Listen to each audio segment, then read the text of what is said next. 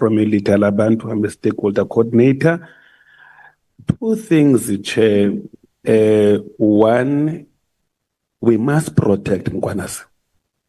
We must protect Mkwanas, whether we like it or not. Because if it was not General Mkwanas, we won't know what is happening in SEPS. Secondly, we must protect Ms. Honorable Member Ian Cameron. Unfortunately, we are going to be biased as a civic society because himself is coming from civic society. He's a neutral person we have ever seen in the portfolio committee of police. Someone who knows the ground, who has been there. We are created to be seen currently now by Mr. Mkwanas that we are having a politicians who are mafias. They have been there. They have been hiding. But Mkwanas is opening the eyes to us that we are having a corrupt institution on part of the security. And in fact, we must question the legitimacy of our national commissioner, even himself. Not that the national commissioner were not aware of these criminals that are taking place there. I just want also to highlight one thing. If we can go back to the corporate punishment, we won't know what we were fighting for. Because the reason we abolish corporate punishment, particularly in schools, is because of the educators who were taking advantage of that in terms of making sure they are dealing and they are making sure that when it comes to corporate punishment, it's a political thing. It's a political agenda. The minister will wake up tomorrow in the morning and say that corporate punishment must come back. He must know he's going to deal with this young generation because there was an agenda behind abolishing corporate punishment. Thank you. All right, thank you very much. Number 10. And we will revisit the issue of separating both the stakeholders and the media. Because but the idea, the reason why we separated them, we got a complaint from the media that when we combine you, they spend a long time here, we finish around 3. So they are complaining that they don't have sufficient time to file their stories. So that's why we wanted to get rid of them first, so that we can have a quality time with the stakeholders, with your good selves. But we do take that. So you wanted to spend quality time with us? I know. We want to spend that quality time with you, and we are doing with civil society. No, you're brave, eh? But yeah, Chair, the Constitution requires us to do so. We don't have a choice. No, thank you, Chair. Thank you very much. You know, the revelations of what actually took place yesterday could easily just, cause a lot of chaos in the country, specifically with the level of distrust that is already, that's already there within the country, specifically on our criminal justice system. And, we're sitting here, I wanted to also go on a rant with all of that, but I had to sit down and write my questions so that I don't go beyond all of that. So I want to say, given the persistent policy and implementation gaps that continue to undermine the response to gender-based violence and femicide, including inconsistent sentencing, inadequate police training, and poor coordination across the criminal justice system, what specific measurable steps will this cluster take over the next 6 months to ensure that the proper implementation of the National Strategic Plan, or GBVF, particularly Pillar 3, which speaks on justice, safety, and protection, particularly in communities with high rates of violence? Sad enough, whenever the crime statistics are released every single quarter, they almost mirror each other. And this speaks directly to the systemic gaps which have that we have been highlighting over the years. How will you ensure that these commitments finally translate into meaningful change on the ground? And how will you then report to us in a most transparent manner, particularly for organizations within the community and the community themselves? Thank you.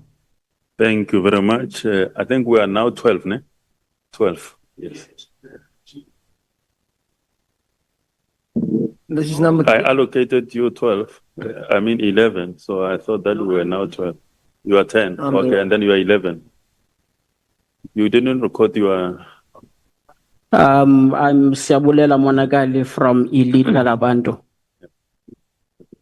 We must record you for the record. 12. Thank you very much. I really like the theme, deepening the values of peace, justice, safety, and security.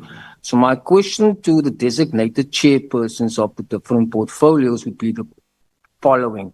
What hope should I have when every institution tasked with protection has chosen to participate in violations? Now, I rise today not in celebration, but in lament. Not to ask for recognition, but to bear witness everything that Mr. Cameron has been saying. I am His Majesty King Kukuda Goronakona I, a voice born of bloodlines denied, a spirit descended from Krotoa's brilliance, and a living archive of heritage that this country consumes without ever honoring. My face has been displayed on the walls of Parliament, splashed across Western Cape government platforms, paraded in the front pages of the Burger, not in reference but in exploitation. My identity was seized, repurposed, reframed, not with my consent and not with truth. Even more cruelly, the name of my great-grandmother, sacred in our lineage, was used in films and academic publications without our blessing, a violation dressed as research, a theft wrapped in tribute. Now, I've brought today my affidavit affirming a lineage buried for political convenience. My book documented our stolen memory. It's actually called Broken Souls. It was Mr. Chowki in the Parliamentary Library. My proclamation that is what the government cassette asserting indigenous sovereignty against systemic denial. And this speech written not in hope, but in sorrow. Because I was unlawfully detained, first and foremost, my identity misused, my finances emptied, those entrusted with upholding the law colluded to undermine it, pretending to represent me while conspiring to silence me. My property was withheld and a ransom demanded for its return. Legal robbery sanctioned by silence. I walk into courts, not as a criminal, but as a man seeking truth, and still I was treated like an intruder. Security guards demanded my legal papers as though they were lawyers. Registrars dismantled my filings. Judges heard ex parte motions without my presence, and those who opposed me afforded privilege, walking freely into chambers, obtained orders without challenge, and emerged with paperwork that bound my life without consultation. Okay. Yeah. Can you conclude if there is a It's not the 2 minutes, sir. I've been counting that. No. It's here. I actually revised the speech for 2 minutes. Yeah. Look. You see? You have exceeded it by 30 So seconds. would it be official? Let me give you 30 seconds to conclude. What I would do is the following, just to save time for Yeah, you can give us the speech. Yes, thank you very much. Yes, yeah, we'll read I will out. just sign it and I'll give it to you. Thank you. Yeah, no, thank you very much. Yeah, thank you. That's very progressive. You see. Really appreciate it. 13.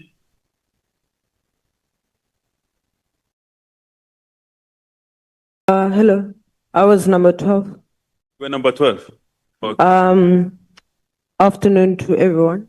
My name is Azan Dandiso from the Guguletu Community Police Forum. I heard Ms. Chairperson, Ms. Jane, speaking about encouraging the community in participating in all these issues that were spoken about today. And one of the things I would like to raise is that from my experience in the community, it is not the community that has a problem with engaging and supporting the structures or the entities in government. It is from the other side. We had a recent case whereby one of the culprits or accused was arrested for 2 years and released. But when we received information from the province, it was very different from the information that we received from the community. Now we are supposed to encourage the community to engage and be witnesses in crimes in the community, yet there is no trust from the SAP side The province told us completely different information about the case. And now we need, as the CPF, to go back to the community and say, this is what happened during the case, and account to them on information that is not quite accurate. So when Ms. Jane spoke about the support and making sure that everyone has a hand in solving these matters, however, us not being able to get the accurate information, I think that's the problem. And the communication breakdown between the entities, because our station commander in Gugulethu had no idea that there was a release that happened. We heard from a community engagement that we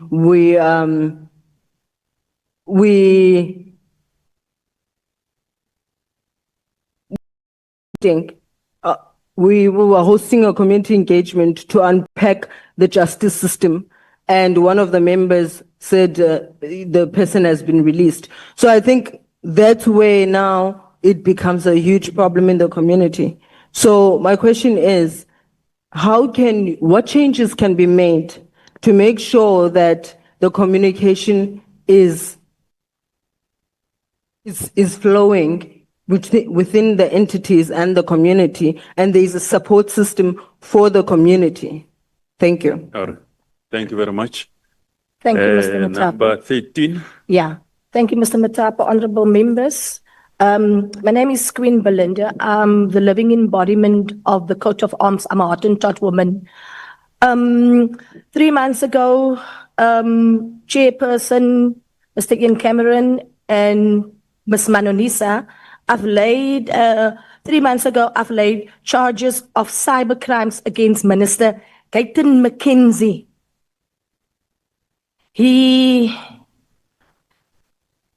Him and the honorable member, his name is Wambaiza Fiskop, he called me a hoer on Facebook.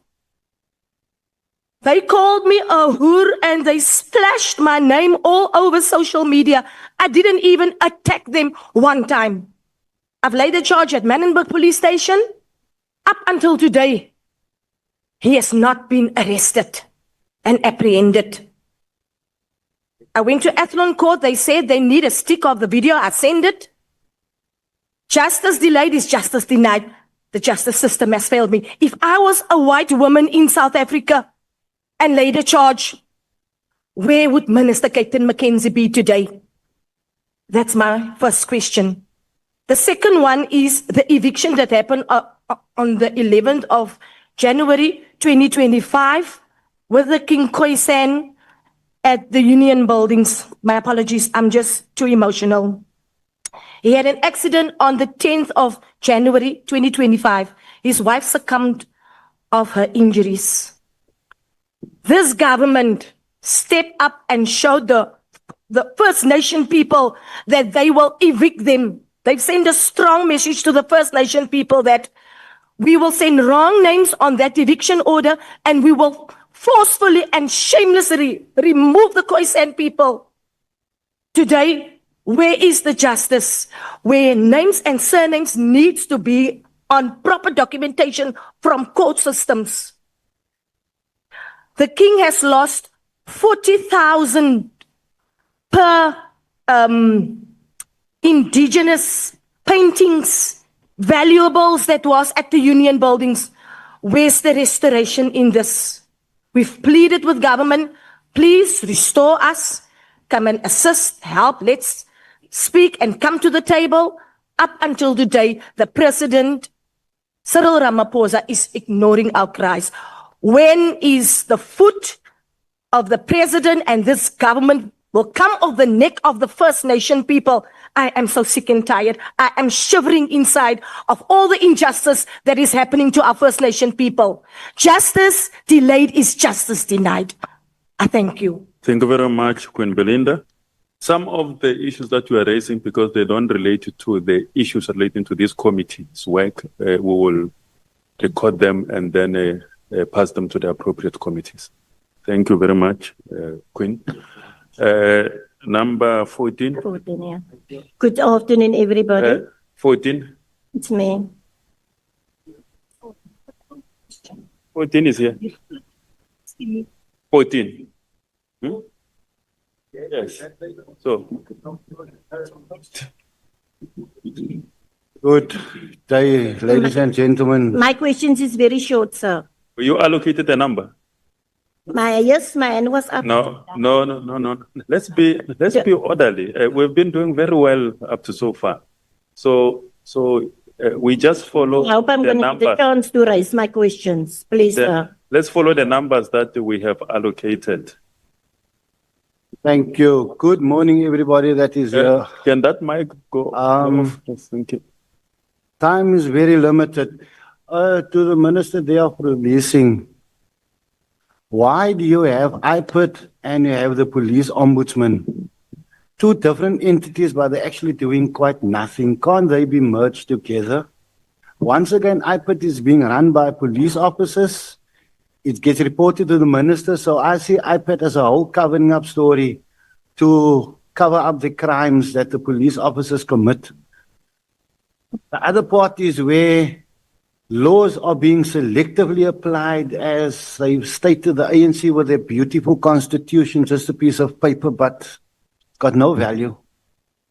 They got a PI Act, but the Khoi people is living for more than 2-3 years on a piece of land, and then all of a sudden they come and get evicted, they get destroyed, and then the users red ants. Where is the justice in that, where the police is not even fit enough to do their own dirty work and use other entities to do it? I know it is unfair on your office because you've been given this post recently after the ANC has destroyed, messed up, corrupt everything to the hell, and now you must stand and face the community basically for the corruption that they have caused, for the lack of implementation, like that lady say, the lack of policing. And then also, sir, I don't want to be a racist, man. Please don't see it as racist. You cannot go to a police station in Philippi where the majority dominant is Khoi people and so-called confused coloreds. And then they tell you at the end of the day, you don't have a phone. You don't have a cell phone, so you can't lay a case. You don't have an ID, so you can't lay a case. And this is the manner in which they are bringing down crime statistics. Where is the duty detectives that's supposed to be at the station and not at the malls and not sitting themselves drunk and smashing these cars where they can docket and get these people processed and out? It does not mean that you have to lay for 48 hours. Get that in the police officer's head. You must be out of there before 48 hours. So in that period, sir, I really want to bring this to your attention, and I implore you. I laid in the Philippi cells, women lay cases for nothing to get their things done. I was a victim of that. The case was then told that we're going to withdraw the case. We're trying to get hold of the investigating officer, one of the biggest scalums in Philippi, the biggest scalum detective. He charged me 1,500 the Monday to be released. I was not sent to court. I lay that 48 hours. I was not sent to court. I was taken to my house to go and gather some money by my friends, which amount to the amount of 700 rand to be released. I immediately went to the Hawks. They actually came back for their balance. They came back for their balance, man. Hang on. Yeah. I'm going to bring this across to that man. Yeah. He's trying to do a job. He's trying to fight corruption, and we're not going to have a few minutes set aside for that. These gentlemen was then in a disciplinary hearing. Both of them got fired. There was no leg for them to stand on. They then appeared. They are now currently in regional court, Wynberg, on corruption. But like the gentleman said, we got two accused, two police officers. The one is the ex-police officer and the other one was reinstated. He's accused number one. He's the one that initiated the money. He's the one that took the money, but he's back in his job. So how much I feel on the road now? We, like that lady say, Google it to wherever you stick your neck out and you'll get killed. I'm scared of the police like hell. I'm scared because I was told, sorry for my language, no, like you said, we're gonna fucking kill you. Hey, I got a docket where my place was vandalized. The investigating officer, there's not even a page in that docket. That docket is just so flat. He should be charged with defeating the ends of justice. But he is being protected by his brothers. And this all comes down to BEE, where there is not enough definition of each and every representation. We got tribalism in the police, where they will not act against their people. I was told that we live in a certain community in Transkei. I cannot act because otherwise my family is in danger. What the hell is that?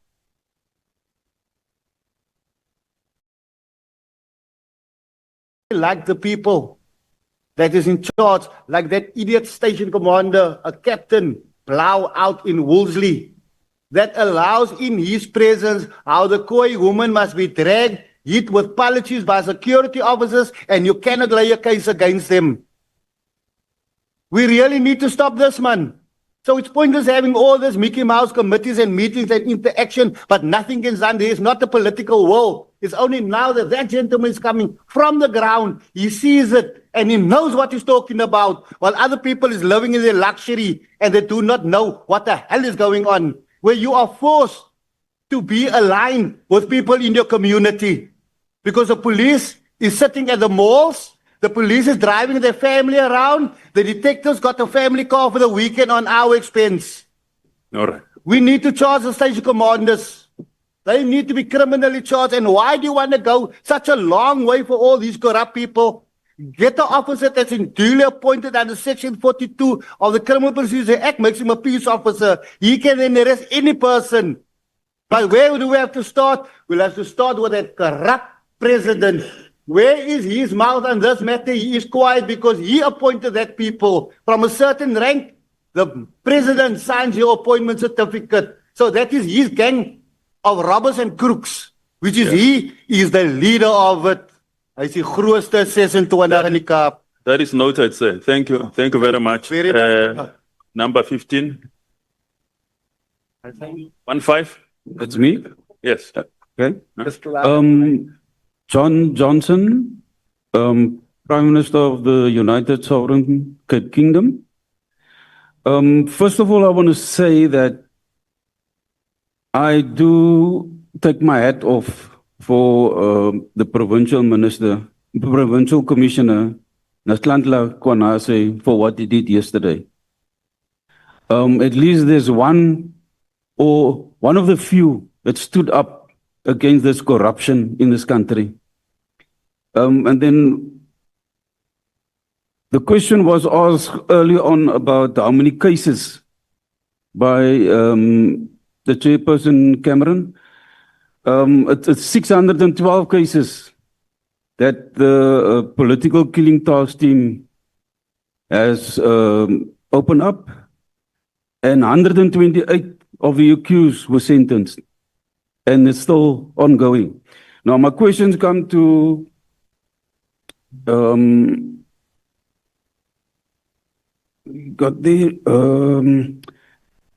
Ms. Komotso. Just a question, do you guys ever ascertain the skills that those prisoners who comes in, because it can be used to improve or repair the infrastructure of your jails and stuff like that. Okay. And then for Ms. Jane, you spoke about the missions abroad. My question to you is, why was there a discrepancy in payment among SND SADC countries? That's for you. And then for Mr. Ian Cameron, IPIT and SAPS, same minister. Don't you think it's a conflict of interest? And then the last one, Mitchell's Plain, 18 deaths over this weekend. A war zone. And you don't even see the minister anywhere close. No action plan. What do you think we should do about this? And I thank you. Thank you very much.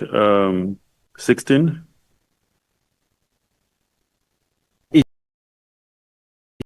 Good afternoon, everybody. Trust that you all are well. I'm Senior Paramount Chief Connor Cornelius Botha V. In 2001, and I'm going to talk to everybody because I don't want to mention certain names in certain, then for me, it's about peace and security cluster. So I'm talking to the three. You know what? In 2021, I was having a meeting with SEPS National and Provincial. I give them a solution. Give our people back for us. You see, because the politicians and the foreigners and the colonizers don't have an appetite to protect our people.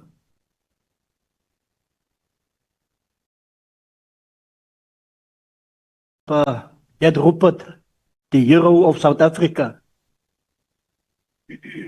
when he fooled everybody there to talk about the killings in the Western Cape, if he is a man with something up here or a heart, he was supposed to come in long time ago and said, people, can't we do something? Not go and brag there how we care for the people of the Cape Flats. It's rubbish, man. You can only say that if you, from your side, have to do something to help people. I feel that the peace and security cluster is captured. And I told them in 2021, 45 station commanders in one room, I challenged them. I said to them, you are the drug lords. You are. I faced them in one room. And everybody in the Department of Justice, if you are not doing your work, you are the same. Because what are you doing there? What are you for there? Just for pay? Just tell us. Then we can do our own work. I salute Mr. Cameron for his role that he's playing. But I want to come and say, I think South Africa has come to a point where we are sick and tired of a government that wants to hold safety and security in their hands, but even pray that tomorrow morning all our people are killed in the Cape Flats because they do nothing about it.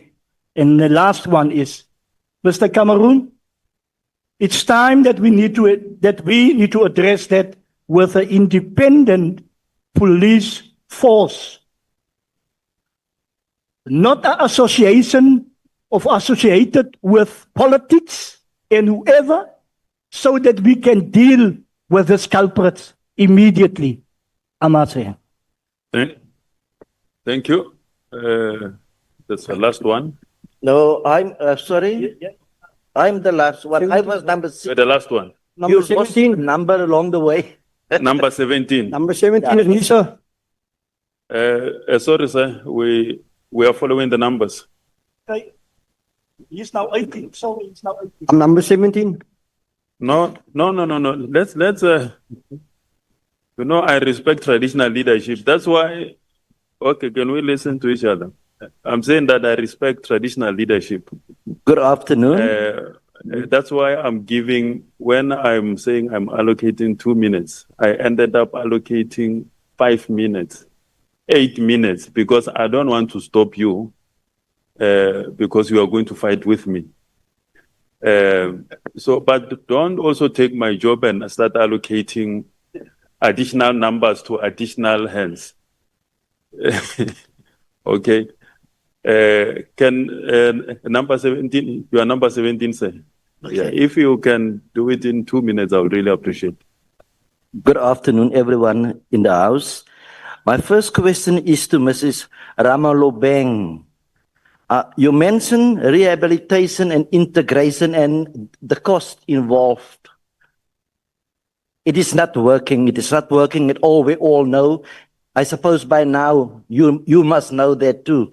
That rehabilitation programs that are being presented or in prison, it is not working, because when these people are released from prison, they can't find work, because this very same government has got institutions in place, whereas when you apply for a job, they want to know if you're an ex-convict, if you have a police clearance, how will these people ever find a job? So these correctional service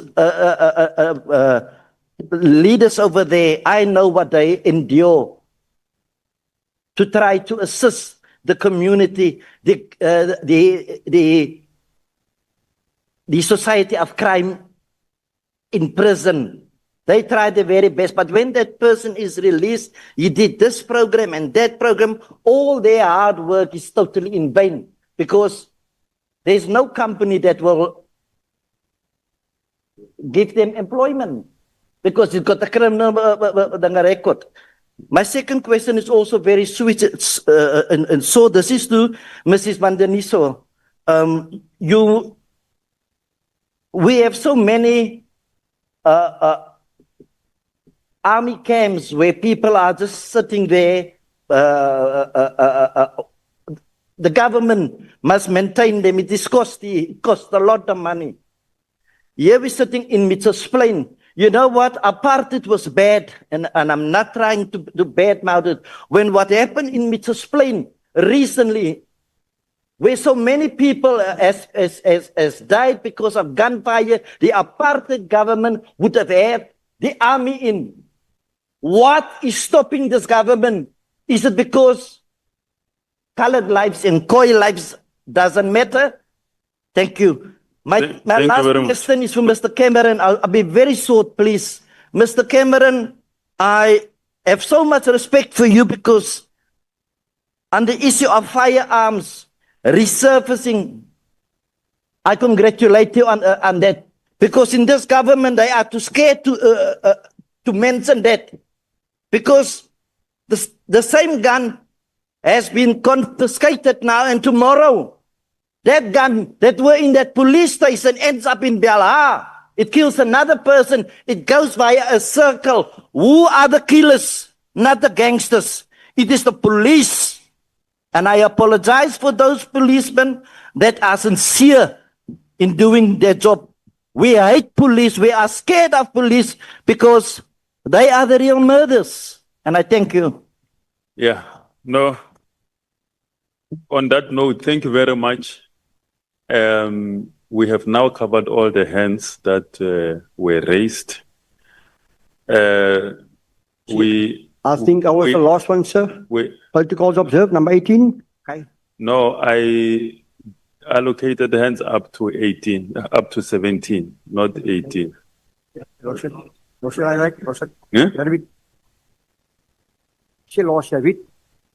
Yeah, up to 17, because I was taking... Look, there are a lot of issues we have to agree. And this is not the first and the last time that I'm sure some of you, I know you were here, the members of the First Nation communities, you were here. And you know that this is ongoing. It's ongoing discussion. These are matters of national importance. And that are some of them are very complex. And together, working with Parliament and yourself, we are certain that we are going to make a dent and resolve those problems. Working together, because this is your Parliament. And it is always doors, its gates, always open to you. I'm sure you know that even when you come in, no one asks you what you are here for. You just come in here and sit with your leaders, the representatives that you have elected to represent you here. And they are here. They've got no choice to sit here and to listen to you, no matter how long it takes, and respond to the best of their abilities. We're not going to resolve everything today, but working continuously together through these processes, the meetings of committees are open to you, houses of parliament and everything, public hearings, constituency engagements. We are sure that we are going to deal with this problem. So don't be worried and feel that we are trying to gag you or to control what you say. It never happens. You've been here. Most of you have been here before. So can we please, because also the kitchen has prepared something for you. They are saying that, no, you are taking too long. We want to close. And we don't want you to come here and leave hungry as well. You see, this is your parliament. You must at least get something to eat. All right? No, we are not offering gravy. We are offering proper lunch. So can we allow your public representative to respond to you, and then we break for lunch? All right? Thank you very much. I'm going to start with Honorable... I know that she has to leave because she's got another meeting where they are waiting for her. So let's start with her, and then we come to Honorable Ramulubeng, and then we finish with the chairperson with the most issues to respond to, Honorable Cameron. Thank you, Mr. Molapo, and I want to actually alleviate the fear that this is just a talk show. As members of parliament, we are responsible, constitutionally so, to consult, cooperate, and coordinate. So all the questions that we have raised here is not like just an exercise. If it's so, which means we don't take our work serious as members of parliament. So I believe that in this 7th parliament, as we did, so help me God, we did it understanding that we need to be constitutionalist and revolutionarist. So I want to commit to yourself that whatever that you said, I've taken it in faith and noted it. And I would like to start with the man who has raised that he's been abused. You see, the problem that we have in our society in general is actually talking about crime as a normal thing, yet it's very abnormal. And I want to say to you, bring that case to us as the select committee of the NCOP. In the NCOP, we have a permanent delegate from Western Cape who would actually follow through that particular case to the latter so that you get that 700 back. I could imagine if you... Yeah. But I'm just saying, imagine if you don't have money and you are being accused and that thing has never happened and all the processes were not undertaken properly. So, I mean, that you are actually normalizing abnormality. So I want to say to you, there's an honorable member from us as the NCOP, Honorable Gotzel and Honorable Gerik. Honorable Gotzel comes from the DA and Honorable Gerik from the EFF.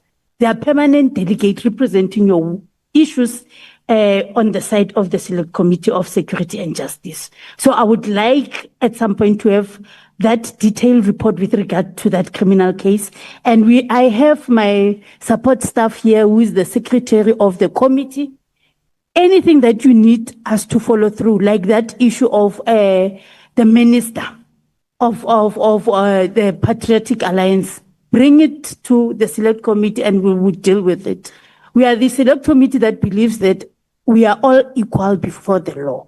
So I don't think that it is right that we wait for such platforms and then raise these criminal issues. Yet again, we have all Chapter 9 institutions that we can put to task to ensure that we deal with our issues. And I want to appreciate the comment and advice as raised with regards to the issue of Home Affairs. I would like to say to you, perhaps you would need to check on YouTube on what we said when we were passing the budget of Home Affairs. We spoke that let us employ what has been actually been given by GPW in terms of overnight shift to deal with their backlog. So we I said to the minister then, can you deploy the very same system in responding to issues of Home Affairs? But I can tell you for free, sir, with regards to Home Affairs, digitalization is important, modernization is important, and automation, and as well human capital. So we are pushing in all fronts that if there are funded vacancies, let people be employed, and we must ensure that there's capacity, whether be resource or human capabilities. So whatever that you said, you can follow through and see that we are really committed in responding to that issue. Because I mean, issues of Home Affairs is from cradle to grave. So without Home Affairs, you are nothing. ID is a national security, according to me. So it is important that everybody should have an ID from birth to death. And then on the issue of the MK military veterans, ma'am, I want to indicate to you that it's not only your MK, your Mkhonto Wesizwe only. We have APLA that is involved. We have SAMVA that is involved.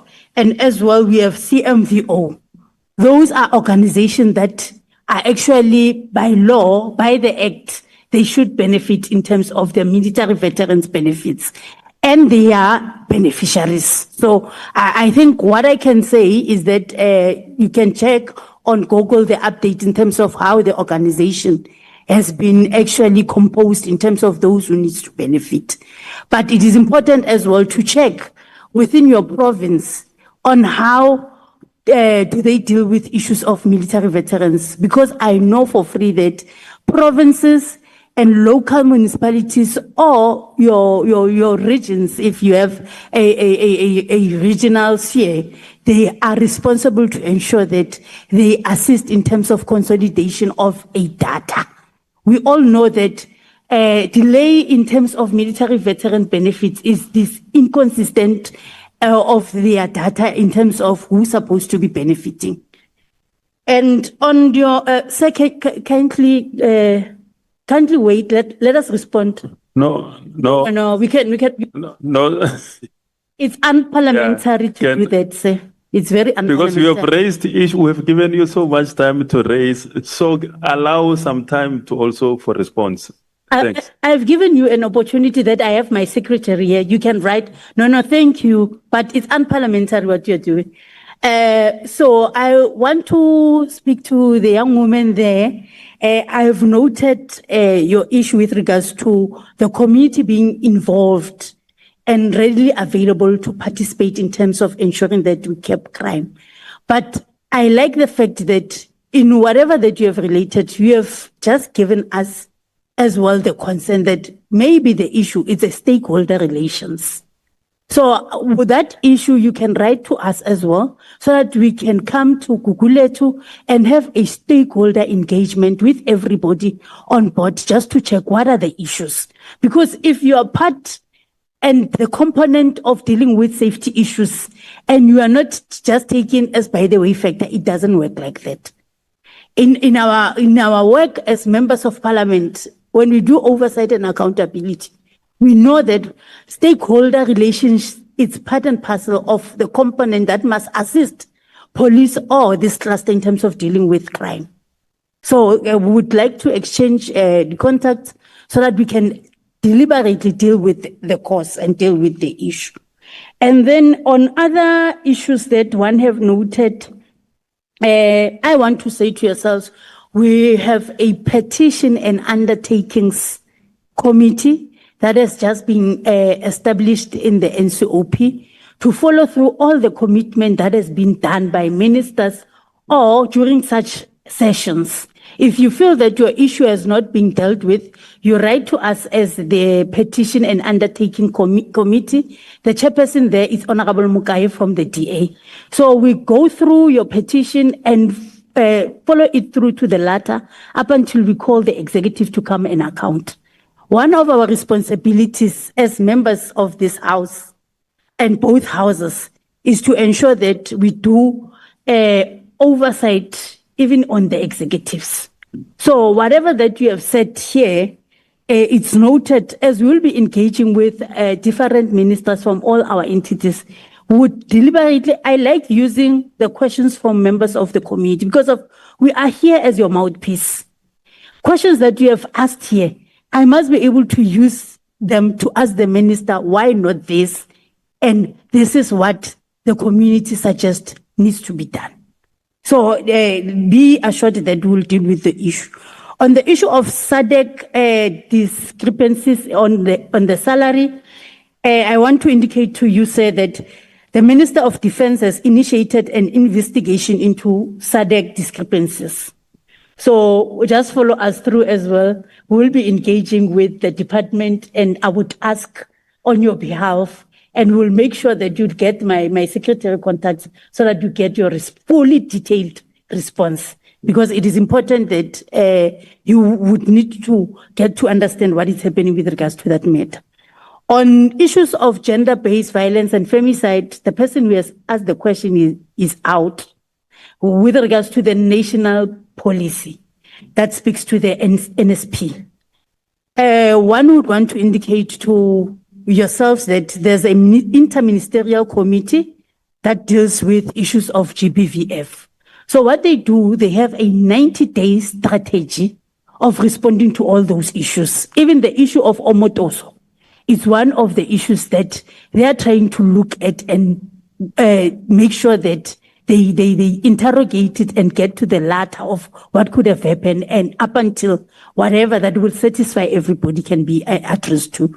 Because indeed, if we are for social justice, not any other thing. So we need to ensure that everybody feels free in South Africa and everybody enjoys the Bill of Rights as stipulated in our constitution. So those are the issues that this interministerial committee they are dealing with. Because of the GBVF issue, it's a pandemic as pronounced by the president. And what they did is to ensure that they have a turnaround strategy on responding to issues every 90 days.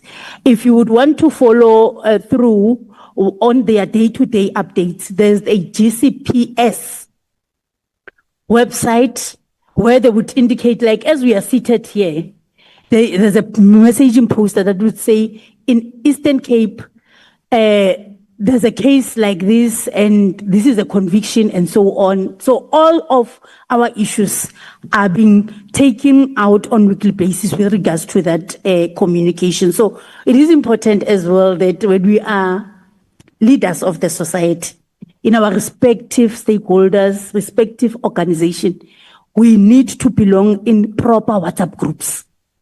Not the WhatsApps that just forward, just engaging about crime as if it's a good thing to happen. You get something from Google to come into Mohlake, where I stay. Yet there is an issue just happening by our next door that we can intervene on and deal with it. So there's a need that you must belong on the government messenger so that 5 minutes you'll be updated in terms of which department is doing what, how, where, and and I think as leaders of different societies, you can use those particular websites to ensure that you inform and give accurate information. Because as a leader, people are looking at you for proper information so that they know what is happening. Some of the things we are where we are on the basis that others, they don't have accurate updates on what is happening currently as we are sitting here. So it is important that we actually belong in this particular WhatsApp group that are informative. But again, Ntate Molapo, I want to indicate to this house that as the NCOP, we just came back from our strat plan where we have taken a decision that our work as members of parliament and the NCOP management should be community-centric, that everything should be community-based. I'm not going to come in a portfolio committee and then raise an issue just coming from my bedroom. It will be an issue that comes from the society as a mandate to say, they are saying they want to see this. Because we are representing yourselves, not our jacket. So just follow through as well, the NCOP, because I see most of you you follow the portfolio committee. While the NCOP is actually physically carrying your issues on a daily basis, specifically per province. So it is important that you come that side as well when we have our parliamentary session. The nice thing about your CIC there, he was part of the discussion of our Africa Day program. And we made a commitment that from now onwards, a new pastor, we made a commitment that anything that has to do with South Africans must represent the demographics of this country. And we are very clear and we are very deliberate because our transformational agenda speaks about us, not the few, or not those who are close to proximity. So I want to say to yourselves, as you always use this site, come as well and use that particular site. And as I conclude, we believe that as a sector, we can only respond to our issues if we work collaboratively so and consistently so every day in terms of our plan to ensure that we deal with safety issues. Because the issue of the budget, it will forever continue happening on the basis of our economic fiscus. But there are other programs that we can do without speaking about big budget, but checking who has what, who can help us in terms of resolving other issues. So we are not apologetic about ministers working together to ensure that we keep South Africa safe as we build better world and better Africa. I thank you. Thank you very much, Honorable Mananiso. Honorable Ramulubeng. Sorry.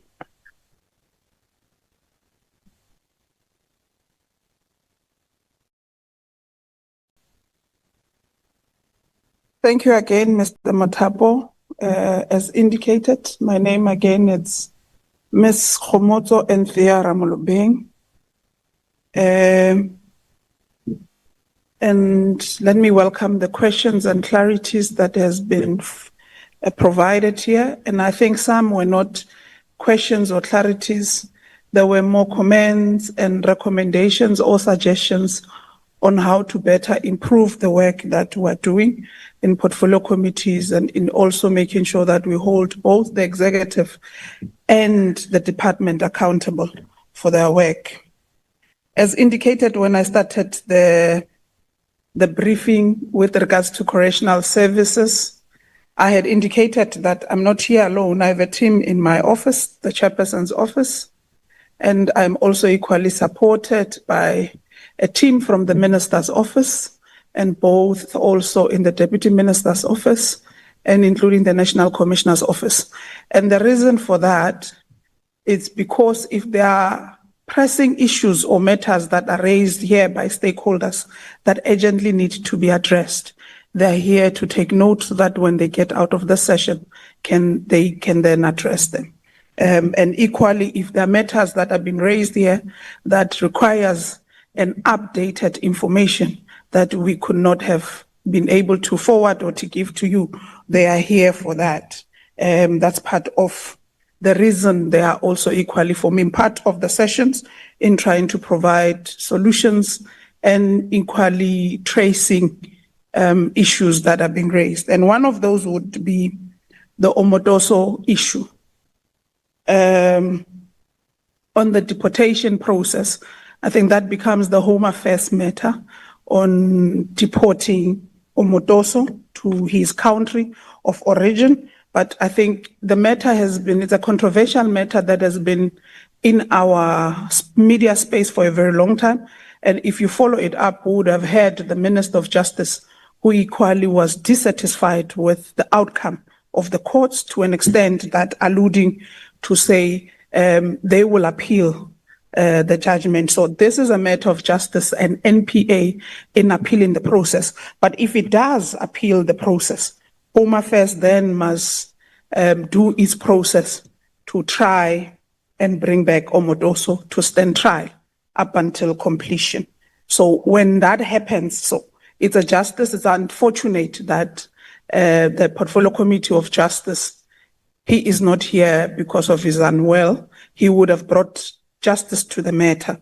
And I speak because of previously in my previous term as a member of parliament, I did serve in the Justice Committee. So I'm airing what a process that unfolds when the matter happens. With regards to the keyboard that has been alluded, that has been found in Omotoso's cell or whilst he was a remand detainee,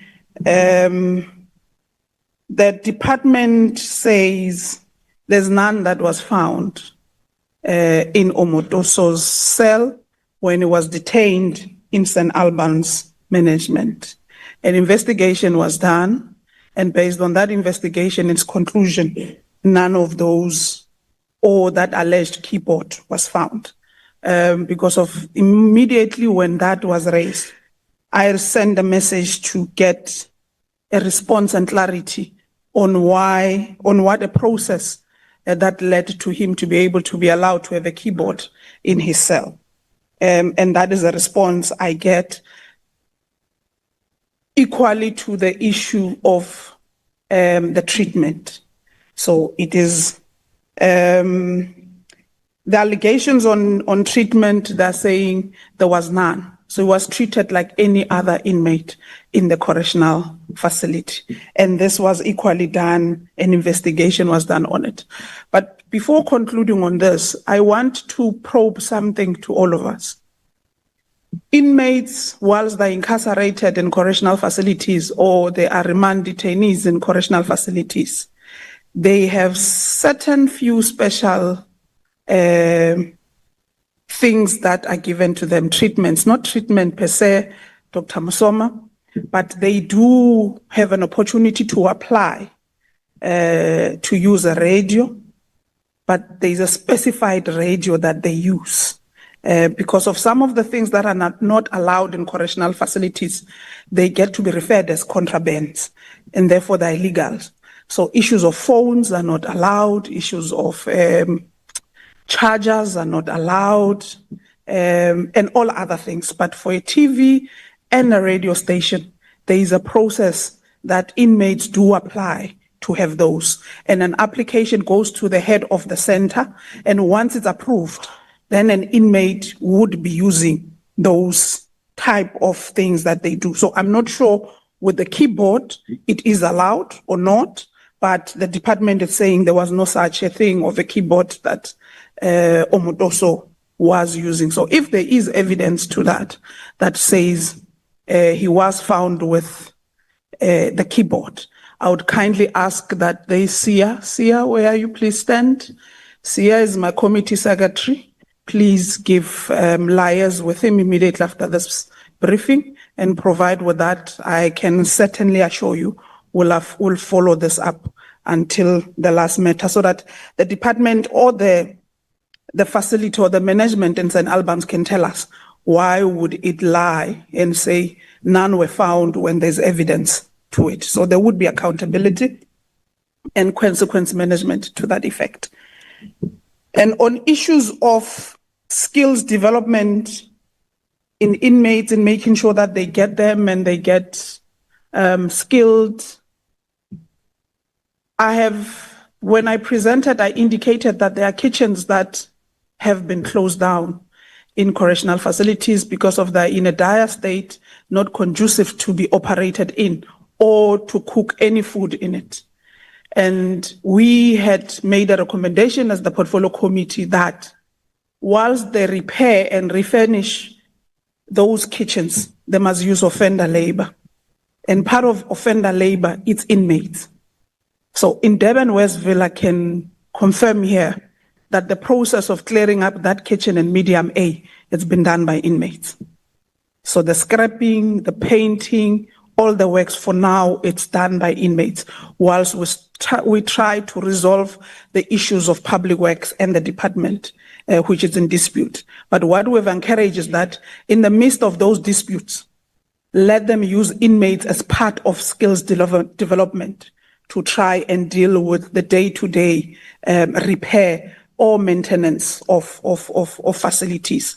Durban Westville is a case in point.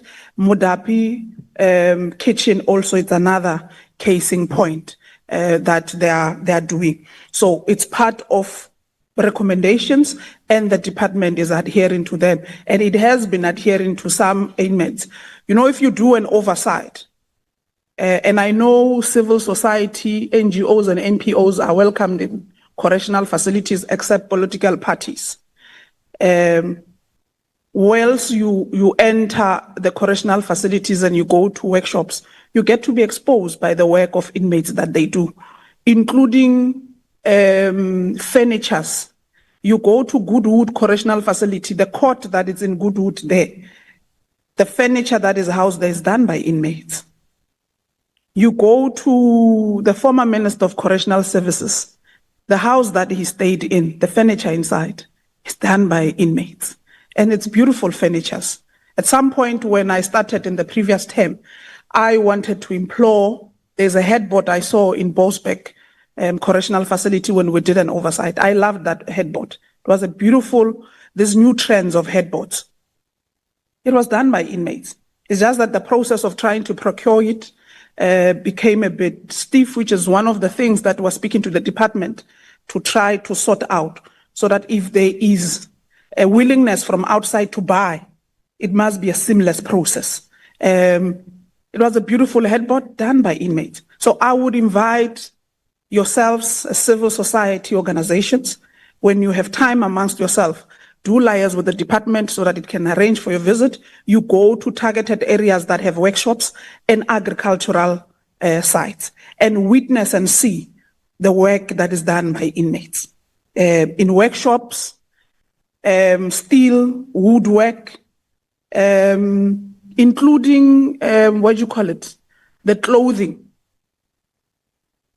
Yes, the textiles workshop. What inmates wear in prisons, it's been done by inmates. There is no service provider or an appointed company that does the uniform for inmates. It's inmates, it's offender labor. So those who work at the textile, there is a certain percentage or portion that they use as part of offender labor process, but it's done by inmates. And this is part of the skills development that we are talking about, which is one of the key components that the portfolio committee is saying to the department. We've seen a number when they appeared before the portfolio committee on the third quarter report, that the number of inmates that are participating in those programs, the workshops, the textiles, agricultural, including the educational programs, has lessened.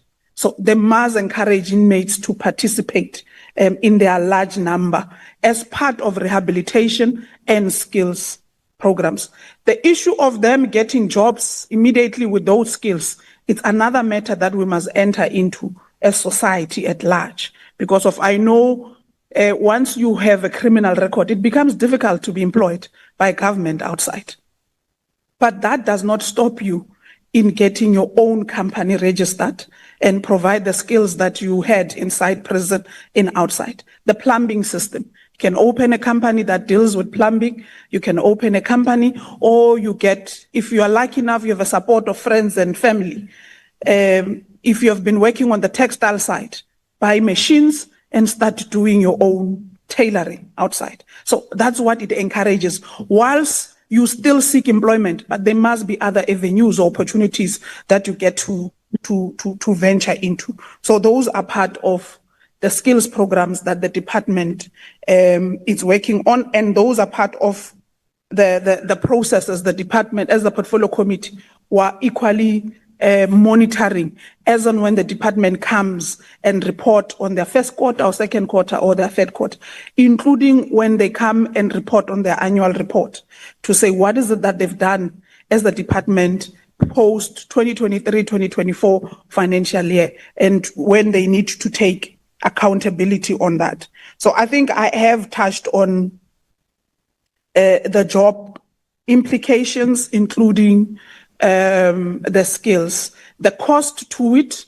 What was a worrying factor to us as the portfolio committee is the allocation that the department would have given to these programs. We're saying it's too little, especially if it needs to produce more. And if it's part of their work in incarcerating inmates is to make sure that they are rehabilitated. And if you need to enter into a stage of rehabilitating inmates, then you must budget a very sizable allocation to it. But if it's lesser, it means also the intake becomes less. So that's what our recommendation is, that look into those components. The budget must talk to what you want to achieve.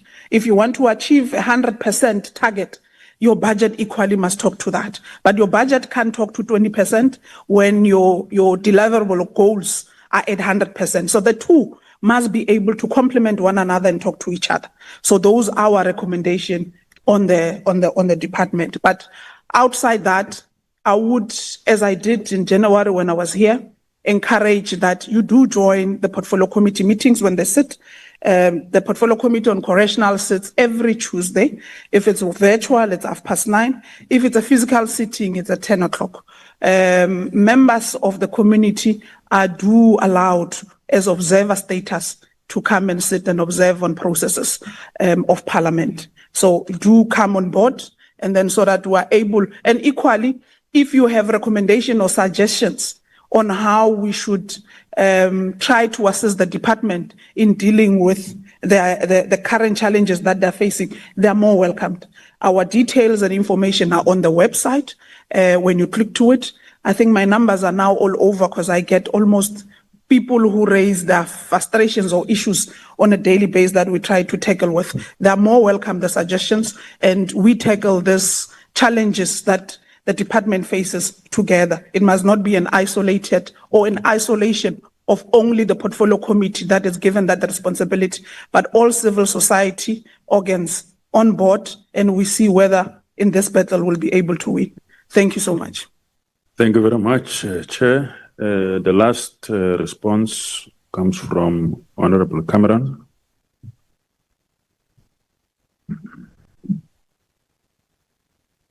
There we go.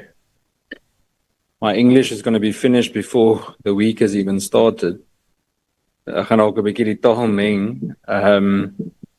to start with just the Western Cape crime. If you don't mind, there's so many questions. I'm going to run through everything and just explain it as we go.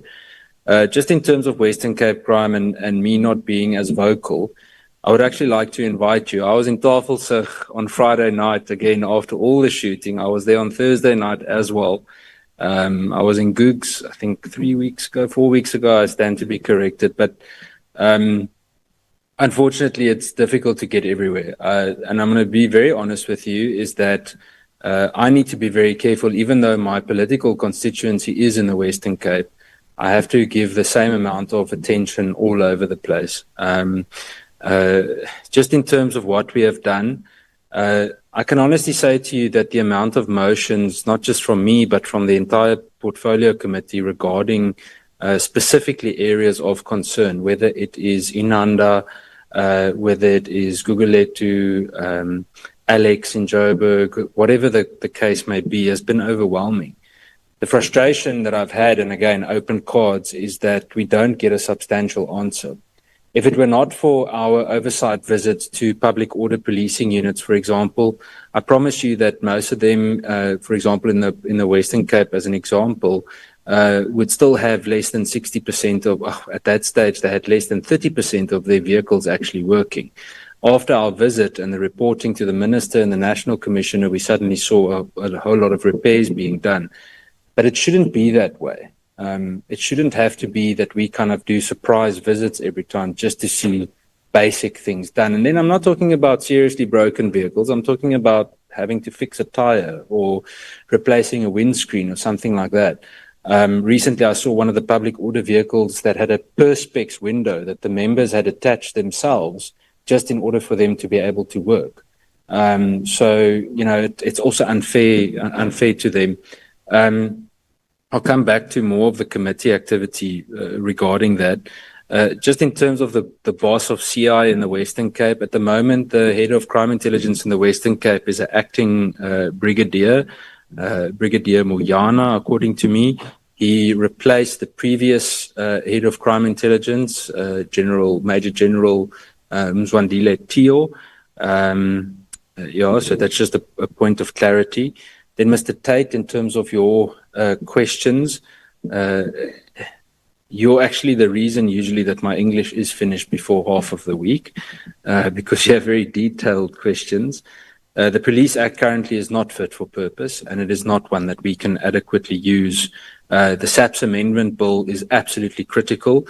We have heard again this past week that there has been relevant allocations in the budget as well for the SAPS amendment bill process. So it is up and coming. I know that preliminary, it has been indicated to Cabinet as well. So it is definitely in the process. Will it be rewritten completely? I don't know yet. I doubt it. We'll have to go through this entire process. I think it's going to be a very, very strenuous process to go through, and we'll communicate as soon as we start on that. In terms of the legislative framework for crime intelligence, I completely agree with you. One of the biggest frustrations for us with the police committee is that a lot of the things that are discussed regarding crime intelligence, say, for example, Secret Service Fund, as much as I want to fight that fight and say who stole the money or pay back the money, it is something that falls under the Joint Intelligence Committee, and we're not mandated for that. So it's extremely frustrating because it's linked. It always comes back to being linked with the police. In terms of the National Police Board being appointed, it is on the list. I'm not sure exactly where on the agenda it is off by heart, but it is certainly there. And then in terms of CSPS or the Secretariat's capacity improved, and specifically for the amendment bill, I don't think it has been approved adequately or improved adequately. But what I am encouraged by is the attitude of Parliament towards it, and that there would be additional capacity created to assist in processing the necessary. So I must also say the last few months with the Civilian Secretariat has really been positive in the way that they present things and so on. So it seems to be that there is a very positive shift in the approach to certain things, and I hope we can build on that. Then, Mr. Steyn, in terms of your question on protecting whistleblowers, it is a remarkable concern for all of us. I don't have a good answer for you because I don't think all whistleblowers are safe. There's no use in me sugarcoating it. It's the truth. We all take risks in what we say. Very few of us have any form of additional layered security of any kind. So that's the risk we have to take. Is it fair? Definitely not. Something that was questioned during this whole budget process was the idea of better whistleblower protection and just witness protection in general. Unfortunately, the chair of the Justice Committee is not here to address that directly.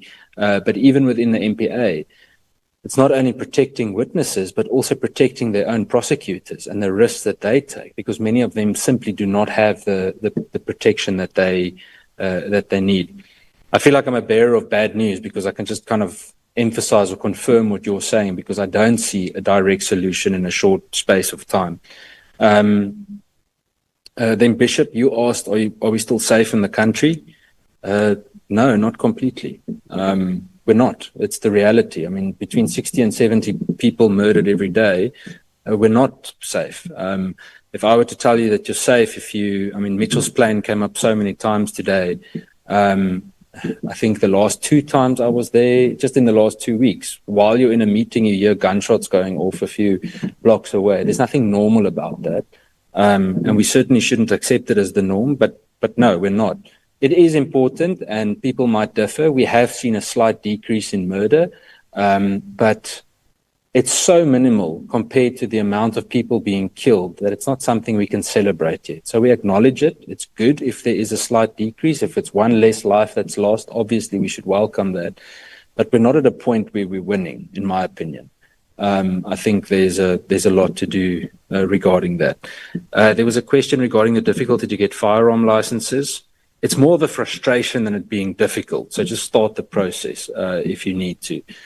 Generally speaking, the feedback that we're getting is positive when people are applying for lawful firearm licenses. So but it is a very, very frustrating process, and it takes quite long. But I must also say that I think many of the regulations are good and necessary. If they are enforced properly, then we should stand by that. Then one that's very important, and I was expecting it to come up from the CPF representatives from Gugulethu, is the case of Auntie Goofy Lulama. And I don't know if that's a specific offender that you were potentially referring to, but I knew Auntie Goofy was the previous chair of the CPF there, and she was assassinated for speaking out. There's no other way of putting it. She was assassinated, and she's a remarkable, absolutely remarkable human being.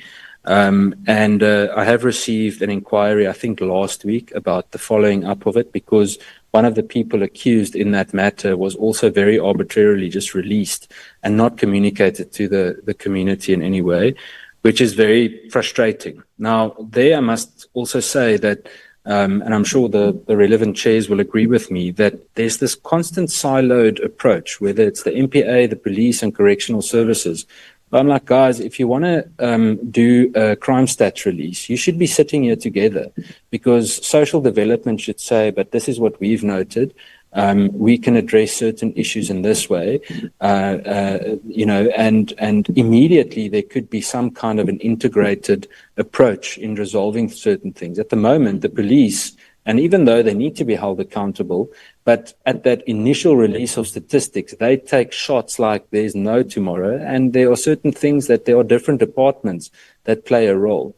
So I'm just saying, I think the approach for that needs to potentially be changed. In terms of just something I noted, the last 2 times I was at the Gugulethu station, it was flooded again at the front. So, I mean, the fact that was ongoing, I know there was construction outside and so on, but it makes it even more frustrating. I don't know if that was resolved recently. In terms of the renting of the station, I am aware of that. We've previously said it should actually be a devolved station, to give the station to SAPS to manage. The majority of stations that are given and become the property of the South African Police Service are managed quite well. What we've seen with oversight is it actually works quite well. At the moment, there was this constant to and fro between Public Works and the South African Police Service. Ended up that SAPS owed Public Works a large amount of money. And when they resolved that and a payment process was confirmed, then things started running a little bit smoothly, or more, a little bit better. Then there was a question as to the hope in the institutions. I really want to tell you that, even though we share doom and gloom stories and challenging things, I want to tell you that there are magnificent people that still work in all of these institutions. And I don't say that lightly. I say that because I know many of them personally. And, I make it a point that if I see a police vehicle standing next to a road, I stop there and I talk to them and I ask them, what are the challenges you face? And if you see the incredible motivation with which many of them still work, it is so encouraging to know that they are still there. So all is certainly not lost. And in my personal opinion, there's always reason to hope and to have hope. In terms of the Gugulethu CPF again, questions regarding communication, I think there will be a big form of assistance with the sitting regarding the integrated justice system. We really need that desperately. It's something that's been talked about for, I think, close to 2 decades, and we unfortunately haven't seen any kind of result on that, despite all the money spent on it. So, in about 2 or 3 weeks' time, you will be able to see the feedback on that. It's not something that will happen overnight, but that is certainly something that will improve this whole situation. In my opinion, what should happen, if there are parolees, for example, being released in an area that is already problematic, the CPF, along with the police, need to be notified. But very, very often, the police aren't notified at all. And it just creates further frustration. And I think there's a lot to do there with communication. IPID and the Ombudsman, I think there is a discussion possibly to be had. I can tell you one thing. All of the IPID members are certainly not just police officers. I tell you now, the amount of pushback that they get as being members of IPID trying to investigate police is significant. And they are very often seen as the enemy.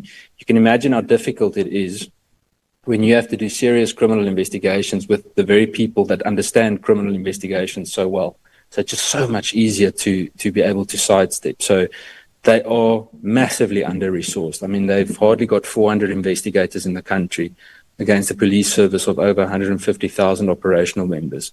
So that goes to show the pressure that they work under. They are seeing more resources allocated now after this budget process.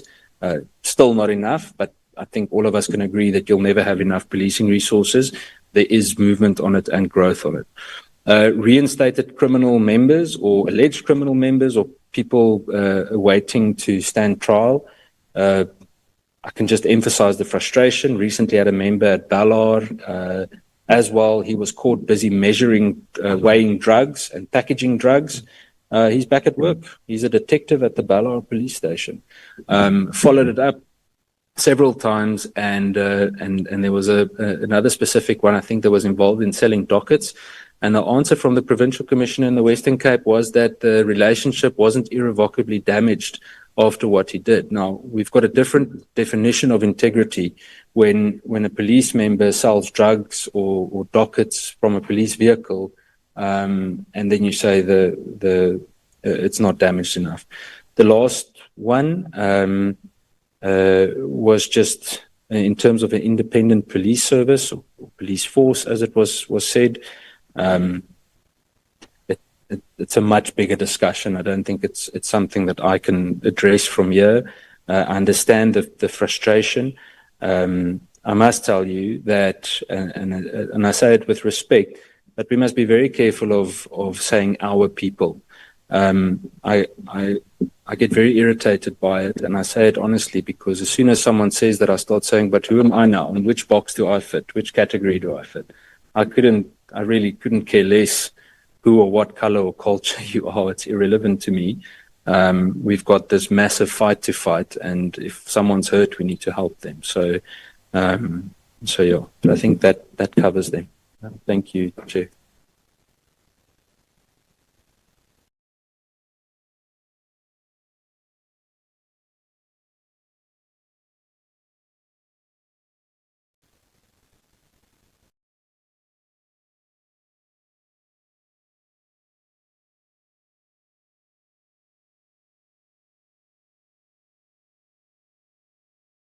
The best opportunity to give yourself a big round of applause.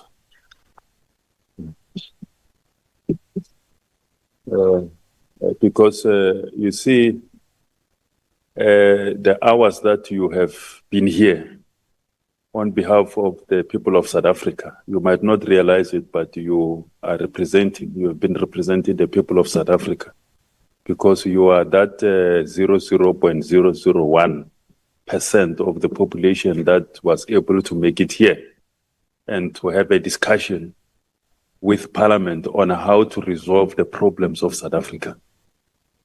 So you have to give yourself another round of applause for that great work. Thank you very much. Thank you very much. Really appreciate it. It's rainy, it's cold, but when Parliament called to say, come and help us to address these issues, you did not say that, no, the roads are wet and it's very cold and there's flooding and all those kind of things. You got out of bed, some of you left your warm offices, air-conditioned offices. Some of you left your warm homes to be here in order to address the problems that are facing South Africa. And I will assure you that you have done a great job. You might not, not live here with all the solutions, but we have made a serious dent on the problems facing Can I make a South request Africa. through your spokesperson? Just a simple request, one request. Yeah. Please, I'm just standing on behalf of, if you've mentioned the people of South Africa, I'm part of a police forum, a chairperson in the district of Kailicha. This issue of Ndate Mkhwanazi is a serious matter. I know our president is in Rio. I hope he's on his way back. Please, through you, spokesperson, I'm asking you, please ask the president to address this matter, because our citizens are concerned. Our citizens are worried. The trust of our policing is next to none. Please, sir. No, I think the chairpersons that are here have showed leadership on that matter, and that Parliament is taking this matter seriously. The President himself is on his way from Rio. I'm sure he has already arrived, or he will arrive very soon, and he has indicated in the statement that the Chairperson of Police also alluded to, that that is the top of his agenda, of his priorities when he lands in South Africa. Government, Parliament, and I'm sure all of us will take that seriously. As the Chairperson said, it's something that is unprecedented and it has to be dealt with. But I think let's I knew that no, please. We started I'm going, yeah. Let's I knew that when I allow one, I'm going to allow everyone. Okay. Yes. No, thank you very much. So, but thank you very much. Thank you very much. Let's not spoil it. We did very well. There is food outside. And then also the other category of this meeting, I think, is traditional leadership. They've got their own designated place where they will be eating. And then Mr. Tole will be showing them where, so that, because there's not enough here, so we thought that let the other category also eat somewhere. But thank you very much. Thank you to the chairpersons for their inputs, for their presentations. The meeting is adjourned.